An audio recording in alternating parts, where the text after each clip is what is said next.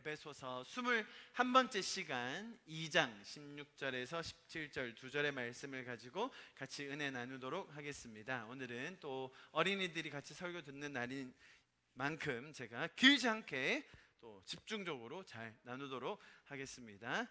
50분 넘기지 않도록. 좋죠. 50분 넘기지 않아도 이렇게 좋은 반응. 자, 저희가 에베소서 말씀을 계속 살펴보고 있는데요. 에베소서는 저희의 구원에 관해서 또한 우리의 신앙에 대해서 정말로 일목요연하게 간략하게 핵심적인 부분을 잘 정리해준 그런 책입니다. 사실 로마서 같은 경우는 예를 들자면 로마서와 갈라디아서 같은 경우는 우리의 구원이라는 것을 조금 더 집중하여서 굉장히 깊이 있게 들어간 책이라면 이 에베소서의 말씀은 우리의 신앙의 전반적인 부분을 아주 깊지는 않게 그러나 또 충분히 알만한 내용들을 가지고 우리에게 소개해주고 있는 책입니다. 특별히 저희가 2장에 들어와서는 이 하나님께서 우리를 향하여 가지신 마음과 그분의 계획에 대해서 정말 자세하게 배우고 있는데요. 오늘 또 본문을 통하여서 하나님께서 우리를 향하여 가지고 계신 그 계획과 또 놀라운 스토리들을 하나씩 배워가면 좋겠습니다. 할렐루야. 저희가 2장에 들어와서 2장 후반부를 보고 있는데요. 저희가 2장 후반부에 들어와서 제가 다소 중요하다고 생각하는 혹은 우리의 인생에서 꼭 필요한 그런 화두로 저희 말씀을 시작했었습니다. 그게 뭐였죠? 우리 인생에서 가장 중요한 것은 무엇인가? 지금 내 인생에 가장 소중하고 가장 중요한 것은 무엇인가? 라는 그런 질문이었습니다. 우리 다빈 학생, 인생에서 제일 중요한 게 뭡니까 지금? 지난주에 앞니가 2개 빠진 거? 얼마나 귀여운지. 다빈이 이가 2개나 다 빠졌어요 갑자기. 우리 어린이들에게 이런 질문하는 것은 사실은 좀 버거울 수 있는 부분이죠. 지금 막 성장하고 자라고 뭐가 중요한지를 배워야 되니까, 그죠? 그런데 어린이들 잘 들어보세요. 성경은 우리 인생에서 가장 중요한 것에 대해서 너무나 명백하고 정확하게 설명해 주고 있어요. 우리가 그것을 같이 배우는 거예요. 자, 이 말씀 너무 중요한 말씀이에요. 같이 읽어봅니다. 마태복음 22장의 말씀이에요. 읽어볼까요? 시작. 선생님, 율법 가운데 어느 것이 가장 중요한 계명입니까? 예수께서 대답하셨습니다. 내 마음을 다하고 내 생명을 다하고 내 뜻을 다해 주 내 하나님을 사랑하여라. 이것이 가장 중요하고 으뜸되는 계명이다. 그리고 둘째 계명도 이와 같다. 내 옷을 내 몸처럼 사랑하여라. 모든 율법과 예언자들의 말씀이 이 두 계명에서 나온 것이다. 예수님께서 구약 전체, 그 많은 구약 책들 전체에 나와 있던 율법과 계명과 선지자들의 이야기 모든 것을 다 종합하여서 심지어 성경에서 하나님이 하시고자 하시는 말씀을 아주 축약적으로 우리에게 2가지로 요약해서 설명해 주고 있는데, 첫 번째는 뭐라고요? 하나님을 사랑하여라. 두 번째 뭐라고요? 이웃도 내 몸과 같이 사랑하여라. 이 문자 그대로 보면 표면적으로는 그러면 하나님 사랑하고 이웃도 사랑만 하면 되는 겁니까? 라고 생각할 수 있겠지만 이 이면에 담긴 우리 인생에서 우리가 가장 소중히 가치 있게 의미 있게 여겨야 할 것이 다름 아닌 관계에 있다라는 것을 이 본문이 설명해 주고 있는 것입니다. 첫 번째 계명이 뭘 설명해 주고 있는 것이죠? 우리를 만드신, 우리를 창조하신, 우리를 향하여 놀라운 계획을 가지고 계신 그 하나님을 우리가 사랑할 수 있다라는 거예요. 여러분, 사랑이라는 것은 일방적인 나만 하는 그런 것이 아니죠. 사랑이 뭡니까? 서로가, 하나님이 우리를 먼저 사랑해 주셔서 우리를 만드시고 창조하신 그분과 내가 인격적이고 친밀하며 사랑하는 관계를 맺을 수 있다. 그게 첫 번째 계명에 담긴 의미겠죠. 두 번째는 뭡니까? 우리의 이웃과도, 지금 내 옆에 있는 그 사람들과도 하나님께서 우리를 먼저 사랑하셨던 그 사랑으로 동일하게 인격적으로 친밀하게 사랑하며 살 수 있다라는 것이죠. 여러분, 제가 아무래도 사역자로 또 학교에서도 상담하고 학생들을 만나는 그런 선생님으로 있다 보니까 많은 사람을 만나게 되는데요. 정말로 만나는 사람들마다 어려움이 없는 사람이 없고요, 문제 없는 사람이 없고요, 괴로움이 없는 사람이 없어요. 사실 요즘 같은 시대 속에서는 외로움과 우울함과 답답함과 막막함으로 정말 어려움을 겪고 있는 사람들이 점점 더 많아지고 있는 것을 보게 됩니다. 자, 그럴 때에, 그런 어려움이 있을 때에 내 주변에 곁가지들로 힘들어할 것이 아니라 문제의 뿌리, 근본적인 원인이 어디에 있는지를 잘 살펴야 합니다. 자, 여러분 잘 들어보십시오. 지금 예수님께서 하신 말씀, 성경에 정말 너무나 많은 분량들을 함축적으로 요약해서 축약해서 우리에게 들려주고 있는 말씀, 두 가지 관계, 하나님과의 관계, 인간들과의 관계, 그만큼 소중하고 가치 있고 의미 있고 중요하다고 제가 지금 설명드리고 있는 거잖아요. 만약에 이 관계가 그만큼 중요하다라는 말의 의미는 자, 우리 인생에 어려움이 찾아올 그때에도, 내 인생의 환난과 곤고함과 답답함과 막막함과 두려움과 그런 우울함이 찾아올 그때에도 이 중요한 관계들이 정상적으로 뿌리 내리고 있는가? 내가 이 관계에서 정말 소중한 그 자양분을 계속 받고 있는가? 내 인생의 방향이 정말로 이 중요한 두 관계 위에서 바르게 놓여져 있는가? 자, 그만큼 소중하고 가치 있는 것이기에 내 인생에 어려움이 찾아올 때에도 다시금 돌아볼 수 있는 지표가 된다는 것이죠. 이해하셨죠? 자, 그래서 에베소서는 그 올바르고 또 정상적이고 우리가 누릴 수 있는 관계를 표현하는 말로 어떤 걸 썼다고 했죠? 화평을 썼다고 했어요. 화평. 자, 이 말씀 읽어봅니다. 14절 시작. 그는 우리의 화평이신지라 둘로 하나를 만드사 원수된 것 곧 중간에 막힌 담을 자기 육체로 허셨다. For he himself is our peace, who has made the two one and has destroyed the barrier, the dividing wall of hostility. 자, 여기서 말하는 화평이라는 단어의 뜻, 우리 어린이들 같이 한번 큰 소리로 읽어봅니다. 화평이라는 이 단어의 원어적인 뜻이 있어요. 시작. 소외감이나 적대감이 없는 상태를 이 화평이라고 성경은 설명해 주고 있습니다. 아마 여러분이 잘 아는 단어로 얘기하자면 어떤 단어냐면요, 이게 뭐예요? 샬롬. 샬롬 많이 들어보셨죠? 샬롬이 곧 화평입니다. 화평이 뭐라고요? 소외감이나 적대감이 없는 그런 상태를 말하는 것이죠. 소외감이 없다라는 말의 뜻은 뭐냐면 친밀하다, 그런 뜻이에요.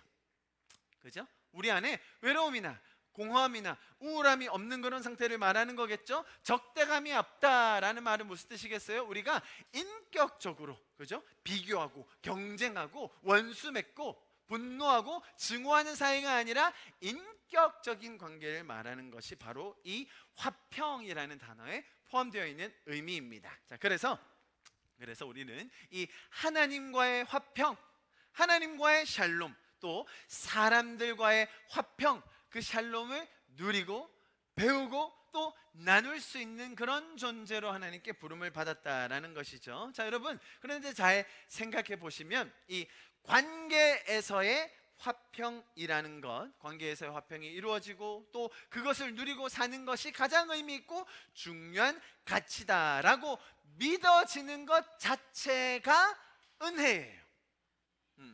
하나님과의 관계 속에서 누리는 화평이 우리 인생에 가장 소중하다. 또 우리의 이웃과 누릴 수 있는 샬롬이 가장 의미 있는 것이다 라고 믿어지는 것 자체가 은혜라는 겁니다. 왜냐하면 성경적인 가치가 없는 사람들에게 이런 관계의 의미를 강조하면 아마 그 사람들은 전혀 그것이 어떤 가치가 있는지, 내 인생에 어떤 도움이 되는지, 내 인생에 정말 실용적으로 실제적으로 무슨 유익이 있는지 전혀 이해하지 못할 거예요. 쉽게 말해서 이렇게 반문할 거예요. 아니, 관계가 밥 먹여줍니까? 관계가 밥 먹여줍니까? 안 먹여줍니까? 안 먹여주죠. 관계는 밥을 안 먹여줘요. 그런데 지민이 밥을 주는 건 누구죠?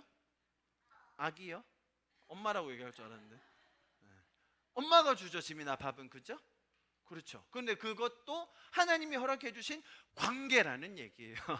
관계가 밥 먹여주냐? 밥 먹여주죠. 그런데 세상 사람들은 더 실제적으로, 아니 내가 인간으로 태어나서 내 밥벌이 하고 내가 이루고 싶은 거 이루고, 내가 뭘 하고 살면 좋을지, 뭘 좋아하는지 정말 그렇게 잘 살고 싶은데 관계, 하나님과의 관계, 사람들과의 관계, 그게 뭐가 중요하냐고 그렇게 우리에게 물을 것입니다. 그러니 종교의 영역은, 우리가 지금 믿는 이 종교의 영역, 기독교, 교회, 성경은 그냥 마음의 안정, 마음의 평안 그 조금 주고, 나머지 우리가 사는 삶의 실제적인 부분, 실용적인 부분은 경제학을 배우건 경영학을 배우건, 우리가 뭘 좋아하는지 적성 검사를 하건, 아니면 내가 뭐 인턴을 하건 직장을 가지건 그러면서 살아야 하는 거지, 종교에서 뭐 그런 것까지 논하지 말라고 이야기할 때가 정말 많습니다. 자, 그런데요 여러분, 지금 여기서 말하는 이 화평과 샬롬에서 첫 번째 관계가 누구라고 했죠? 하나님과의 관계입니다. 하나님과 누리는 화평, 하나님과 누리는 샬롬이에요. 그 하나님은 우리를 만드신 창조주이십니다. 반대로 말하면 나를 가장 잘 아시는 분, 심지어 하나님은 어떤 분이시냐면 나보다 나를 더 잘 아시는 분, 그분이 우리 하나님이십니다. 단순히 신이라서, 조물주라서, 창조주라서 뭐 다 아신다, 그냥 알아서 하신다, 그런 차원의 다른 종교에서 얘기하는 그런 느낌의 하나님이 아니에요. 성경이 말하는 하나님이 우리를 아신다라고 할 때는 우리를 인격적으로 친밀하게 아신다라는 것을 설명하고 있는 것입니다. 우리가 생각하는 그런 신적인 이미지, 신에 대한 관념을 벗어난, 정말 하나님은 우리를 인격적으로 친밀하게 아시는 분, 우리를 만드셨고 우리를 향하여 놀라운 계획을 가지고 계신 그분께서 우리를 가장 잘 아신다라는 것이죠. 그래서 우리의 인생을, 잘 들어보세요 여러분, 우리의 인생을 어떻게, 뭘 하면서 정말로 실제적으로, 실용적으로 어떤 모습으로 살아야 하는지 정말 고민이 되는 분들 많이 있거든요. 비단 젊은이뿐만 아니라 내 인생에서 어떤 전환점이 있을 때, 내 인생에 뭐 어떤 변화가 필요할 때, 혹은 내가 지금 하는 일의 의미를 찾고자 할 때, 혹은 가치를 더 발견하고 싶을 때, 사실 사람들의 생각이 많은 경우 실용적으로, 실제적으로 유익한 것들을 찾아가기 쉬워요. 자, 그런데 성경이 말하는 거는 어떤 관계가 먼저 있어야 된다고요? 우리를 가장 잘 아시는, 나를 향하여 놀라운 계획을 가지고 계신 그분과의 관계에서 화평을 먼저 누리는 것이 내 인생을 향한 가장 실제적이고 가장 유익하고 가장 열매 맺을 수 있는 그 길을 발견할 수 있는 최선의 길이다라는 것입니다. 자, 이해하셨죠? 하나님과 그 관계가 더 풍성할 때, 하나님과 인격적인 친밀한 스토리가 쌓여갈 때, 하나님과 화평과 샬롬을 누리고 있을 때 주님께서 우리에게 주신 그 은사들, 계획들, 약속들이 더 풍성해지는 것이죠. 우리 인생의 선택권이 더 많아지는 거예요. 또 어느 시점에서는 하나님께서 그런 것들을 더 정교하게 해주시고요, 우리를 향한 하나님의 계획과 다음 스텝과 하나님께서 우리의 삶에 계획해 놓으신 것들을 풍성하게 알려주시는 것이 하나님의 마음이라는 것입니다. 하나님께서 우리 각자에게 주신 은사나 달란트들이 있습니다. 그죠?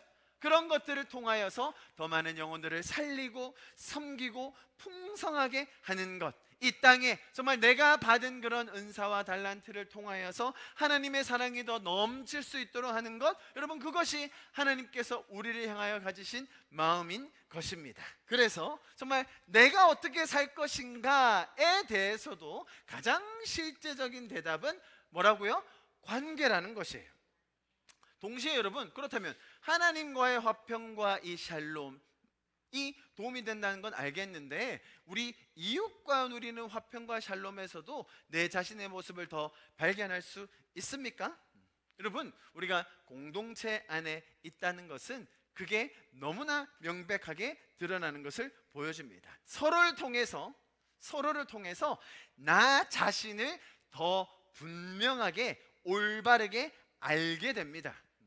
여러분, 많은 경우에 은사가 나 혼자 발견하는 것이 아니라 우리 공동체에서 발현되어지고 발견되고 서로가 그것을 격려하게 되고 세워주게 되는 것입니다. 은사라는 말이 나와서 말인데요, 은사라는 것을 아주 간략하게 설명하자면, 은사는 당연히, 은사나 달란트라는 것은 당연히 내가 좋아하는 거예요. 그죠? 좋아하는 건데, 은사까지 가려면 남들도 좋아해야 돼요. 제가 여러분에게 충격적인 발언을 하나 드리자면, 저는 아주 솔직히 말하자면 춤추는 걸 굉장히 좋아합니다. 근데 제가 춤을 추면 사람들이 싫어해요. 그래서 저는 춤을 추지 않습니다, 여러분. 현명하죠?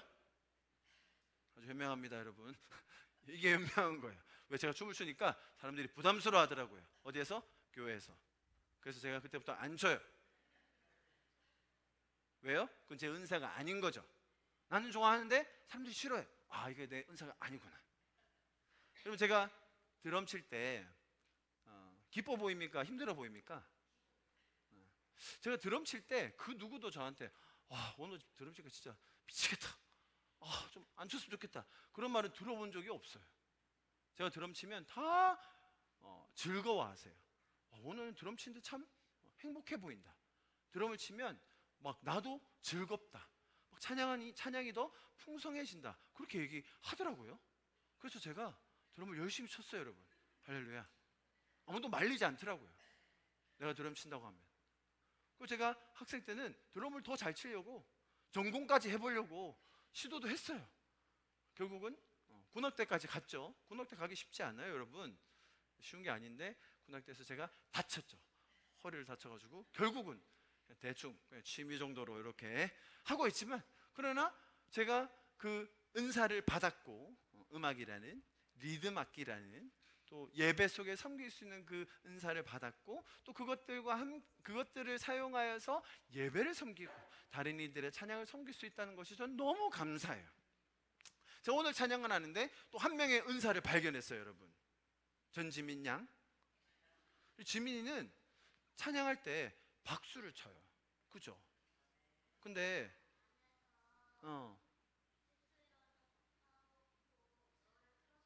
노래를 들으면서 지수? 자, 지금 일단 우리 찬양에 조금 초점을 맞춰가지고 지민아. 근데 지민이가 박수 칠 때 여러분은 모르실 거예요. 이게 박수가 생각보다 치기가 어려워요, 여러분. 자, 우리 어린이들 다 같이 해볼까요? 시작. 주와 같이 길 가는 것. 이게 생각보다 어려워요. 잘 안 돼요.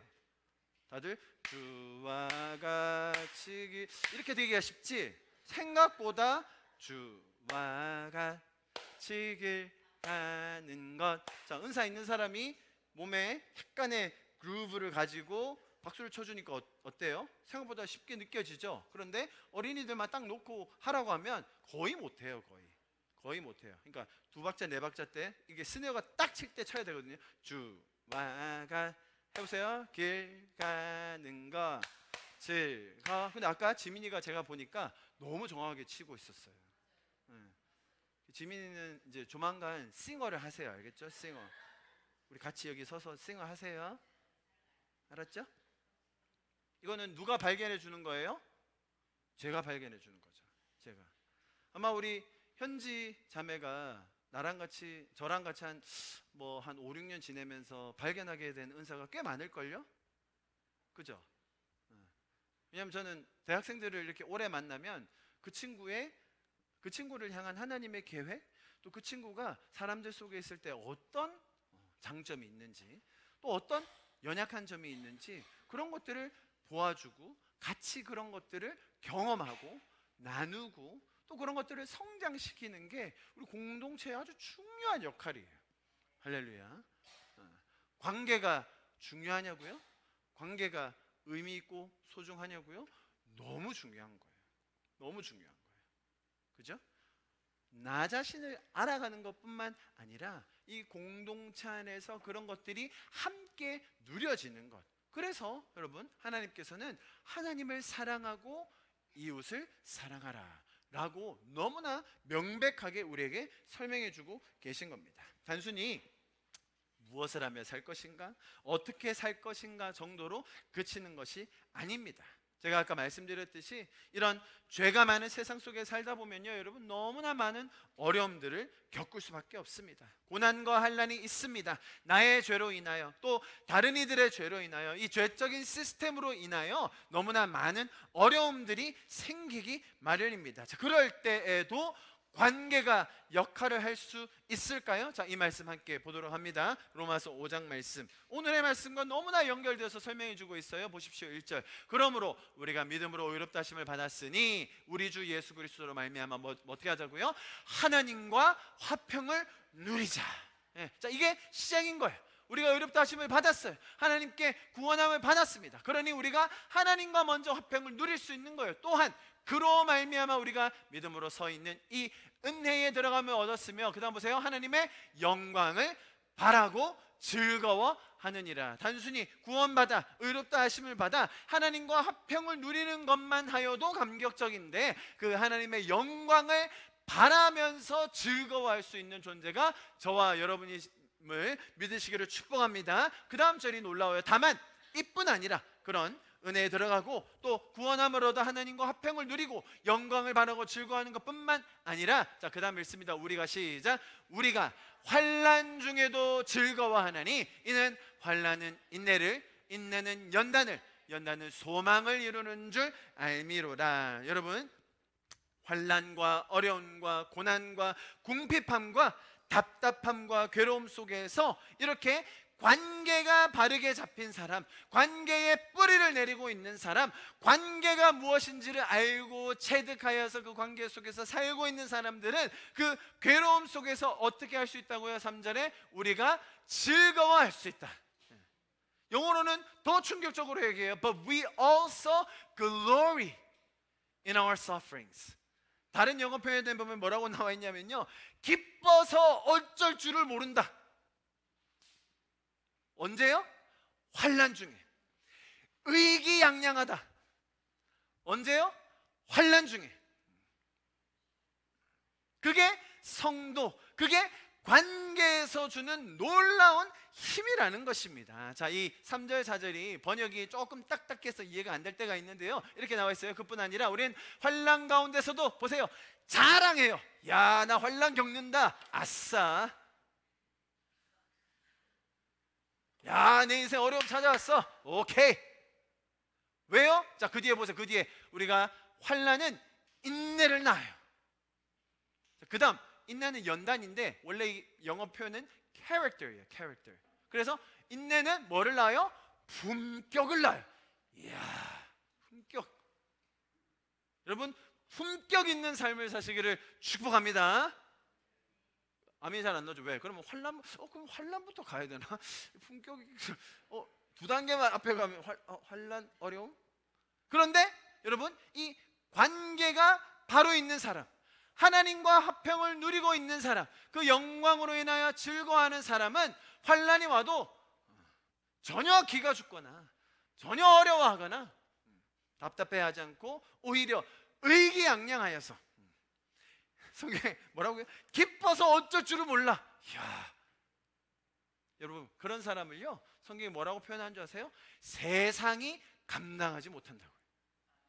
뭐야 쟤들은? 쟤도 뭐야? 저 정도 어려우면 낙담하고 질질 짜고 죽느니 사느니 그래야 되는데 평안이 있고 만족함이 있고 영광을 바라는 소망이 있고 이 땅의 삶이 전부가 아니라는 그런 확신으로 인하여 우리는 기뻐할 수 있는 존재라는 것입니다. 여러분, 정말 어떤 상황 속에서도 즐거워하며 영광을 바라고 자랑할 수 있는 정말 그 관계를 누리고 더 깊게 뿌리 내리는 저와 여러분 될 수 있기를 축복합니다. 할렐루야. 자, 오늘 16절 읽었는데요. 자, 조금 더 보도록 합니다. 또 이 십자가로 둘을 한 몸으로 하나님과 화목하게 하려 하심이라. 보세요. 원수된 것을 십자가로 소멸하셨다. 제가 지난주에는 이 한 몸됨, 그죠? One new man, 한 새 사람에 대해서 자세히 설명드렸고요. 오늘은 그 다음 뒤에 부분을 볼 겁니다. 자, 보시면 예수 그리스도께서 우리가 화평과 샬롬을 누리게 하시기 위하여 십자가로 십자가라는 사건을 이미 이루셨습니다. 하나님의 아들을 보내셔서 그 아들이 우리의 죄를 사하시기 위하여 십자가를 지시고 생명을 바쳐서 우리를 구원내셨어요. 화평케 하셨습니다. 자, 그런데 오늘 본문이 조금 과격한 표현을 사용합니다. 자, 원수된 것을 십자가로 어떻게 하셨다고요? 소멸하셨다. 영어로 뭐라고 되어 있습니까? Put to death.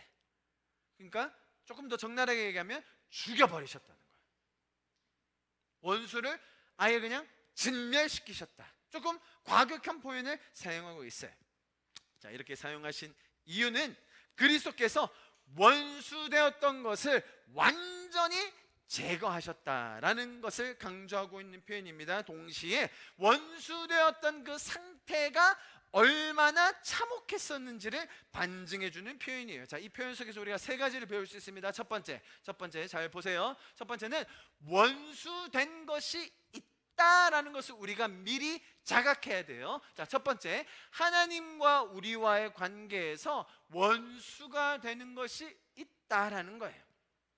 내가 얼마나 하나님과 원수되어 있었는지, 내가 하나님께 얼마나 멀어져 있었던 사람이었는지, 자, 그런 것들을 우리가 빨리 인지하고 나의 죄성과 연약함을 인정해야 되는 거예요. 두 번째로 뭐겠습니까? 사람들과의 생길 수 있는 그 원수된 관계에 내가 얼마나 취약한지, 내 마음이 화평과 샬롬을 그들과 누리는 것이 아니라 항상 비교하고 경쟁하고 미워하고 시기하는 것이 얼마나 익숙한 존재인지, 그 원수됨이 얼마나 쉽게 일어나는지를 우리가 깨닫고 있어야 되는 거예요. 마지막, 자, 여러분, 이것은 추가적으로 제가 말씀드립니다. 하나님과의 관계뿐만 아니라 이웃과의 관계가 있는데, 여러분, 그 속에서 우리가 알아야 되는 것은 내가 내 자신과도 원수 맺기가 쉽다는 거예요.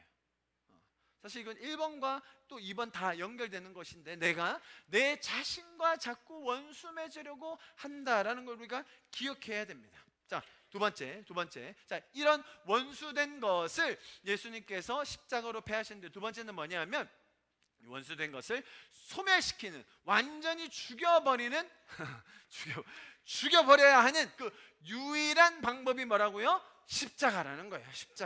십자가는 원수된 것을 소멸하기 위해 하나님의 아들이 직접 이 땅에 오셔서 죽음을 감당하시기까지 이루어내신 가장 값진, 더 이상 강조해도 지나치지 않은 놀라운 일입니다.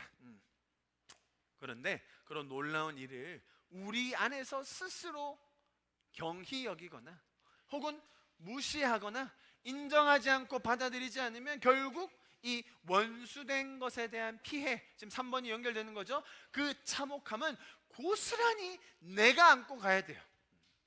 자, 여러분, 그래서 3번 보세요. 원수된 것의 결과에 아주 참혹함이 얼마나 쓰라린 것인지, 얼마나 아픈 것인지, 얼마나 비참한 것인지를 우리가 자각하고 있어야 돼요. 원수된 것을 소멸하셨다라는 그 표현에서 왜, 얼마나 그것이 참혹한 것이었으면 이렇게 소멸하셔야만 했을까라는 것을 우리가 알아야 된다는 것이죠. 제가 첫 번째 말씀드렸죠. 하나님과의 관계에서 그것이 원수가 일어나면 우리 안에 죄책감으로, 하나님에 대한 서운함으로, 억울함으로, 뭔가 섭섭함으로 사로잡혀 삽니다. 이웃과의 관계에서 원수된 것이 있으면 시기하고 질투하고 탐욕을 가지게 되고 분노하고 증오하게 되죠. 또 나 자신과 원수된 것을 쌓고 있으면 내 안에 우울함과 외로움과 낮은 자존감, 공허함, 막막함, 미래를 향한 불안과 초조함으로 인생을 살아가는데 어려움을 겪습니다. 여러분, 이렇게 관계가 정상적이지 않을 때 나타나는 이런 현상들, 제가 설명드린 것이 다분히 관계적인 감정의 표현임을 우리가 알 수 있죠.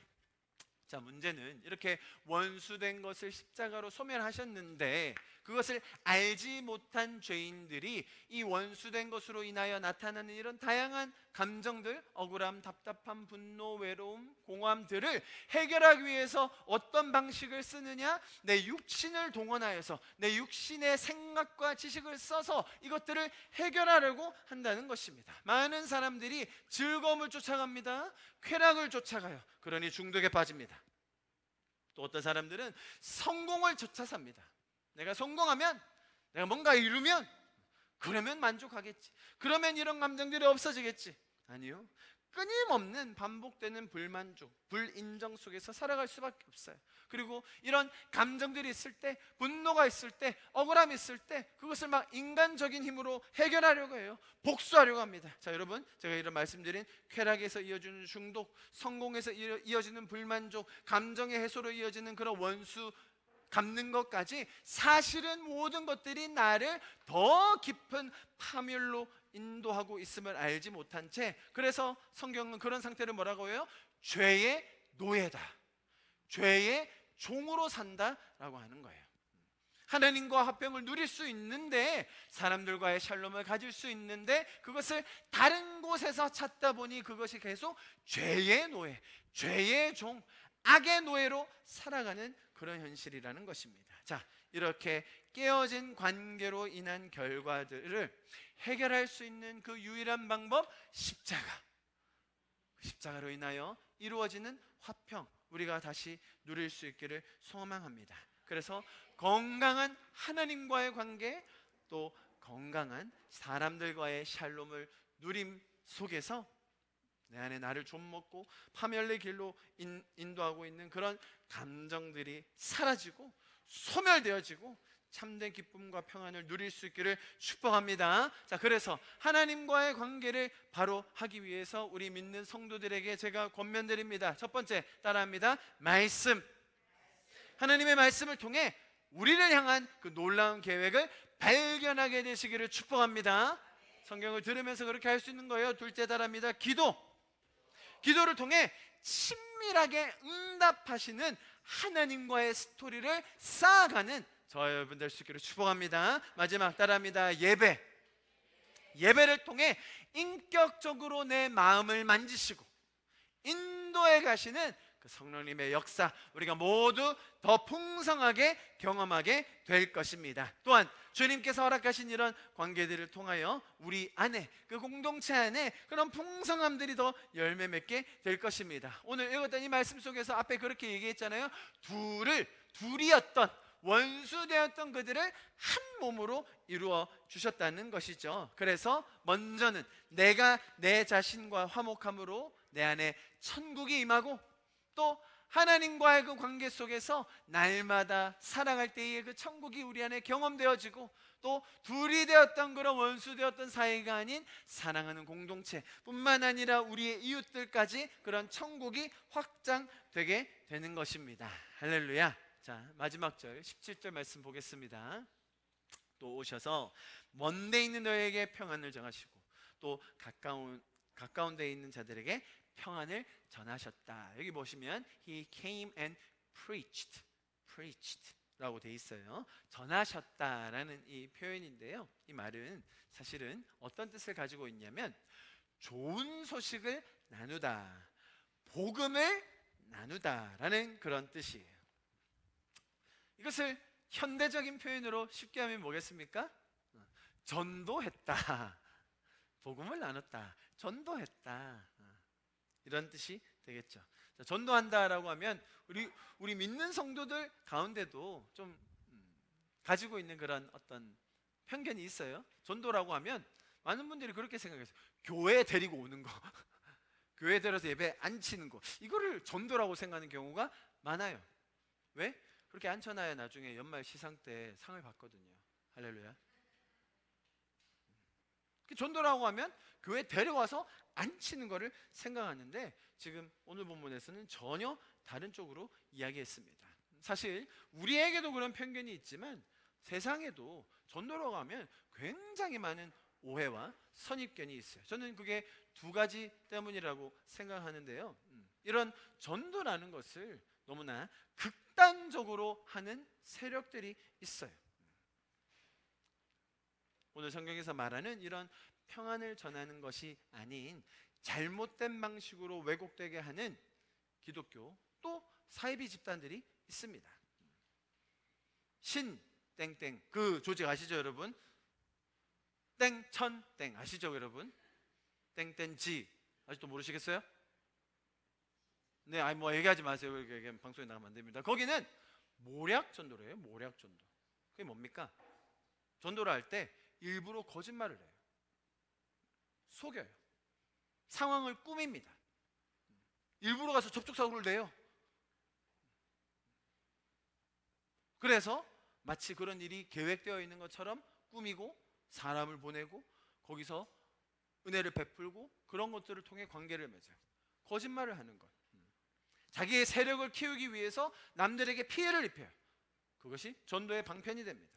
또 일방적으로 다른 사람들을 정죄하기도 합니다.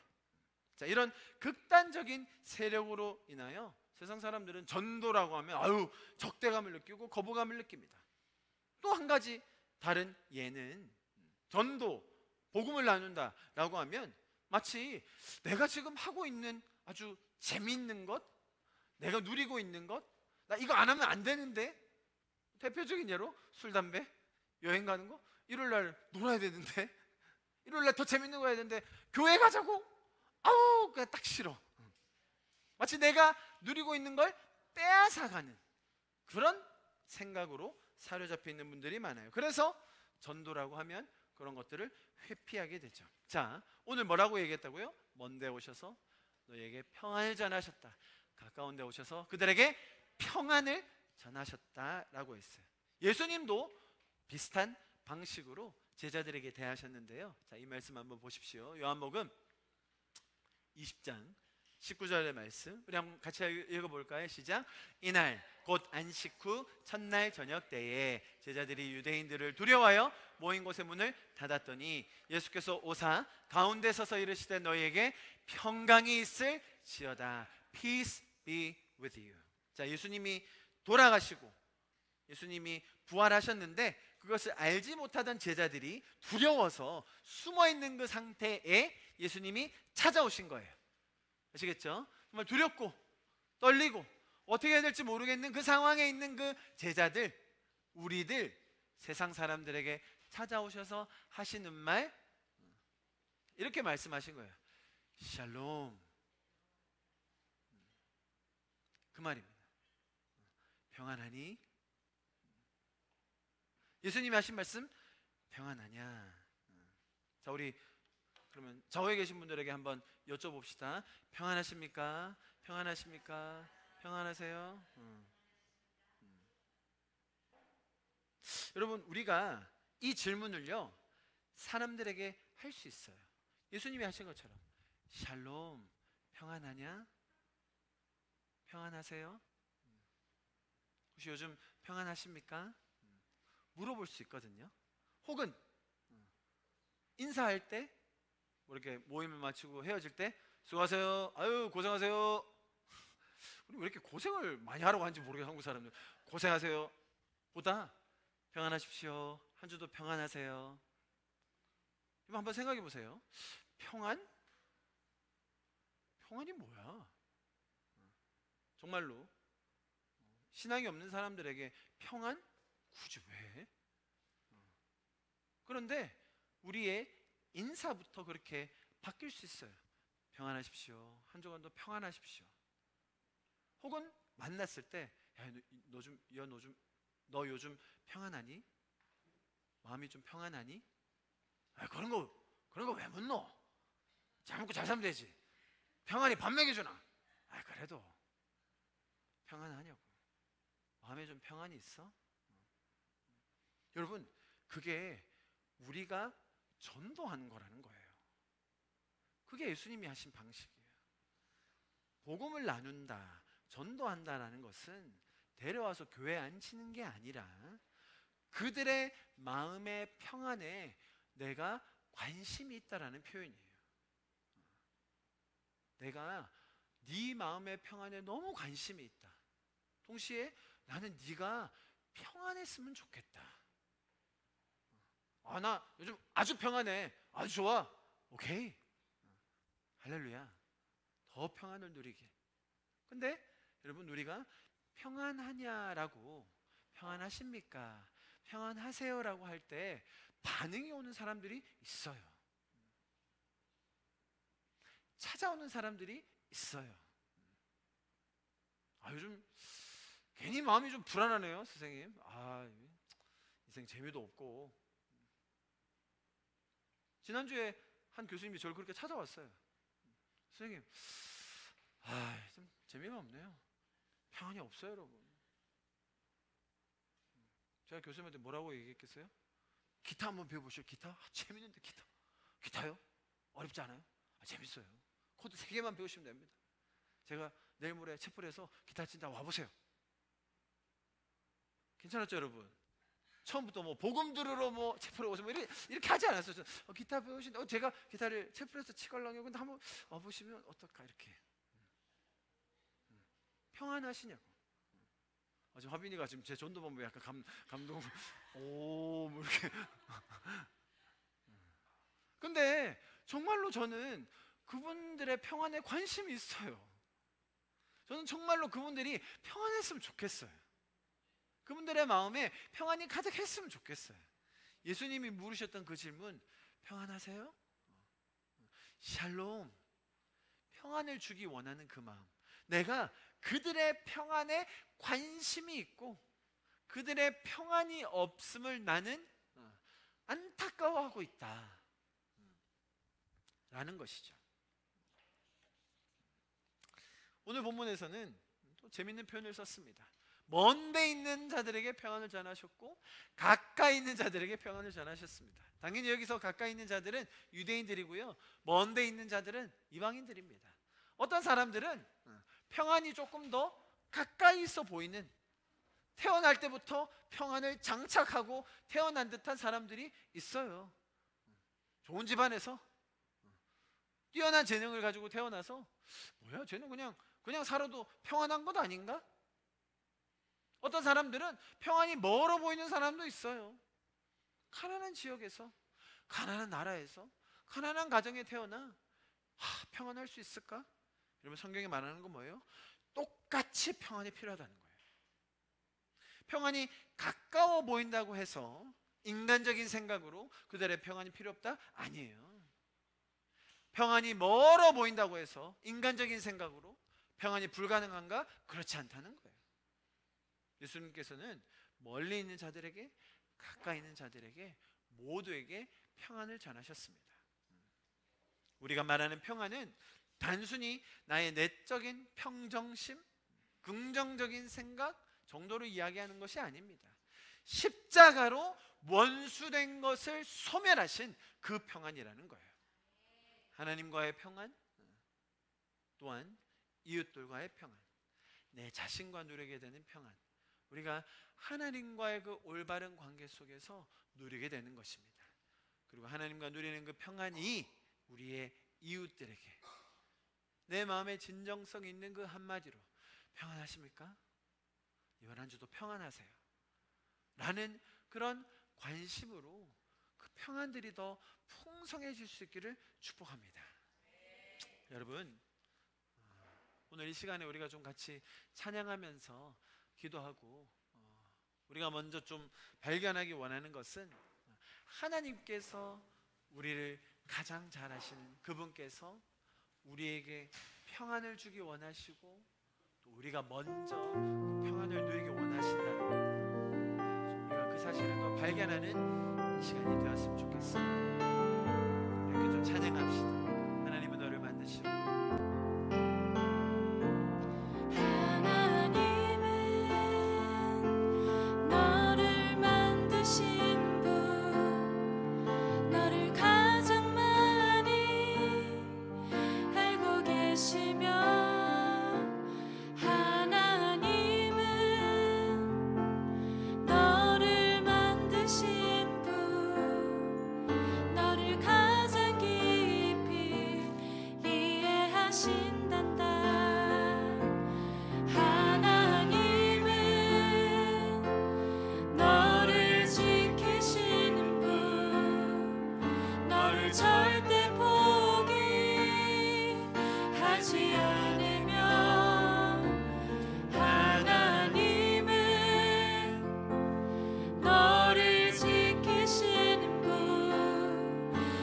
쉬지 않고 지켜보신단다.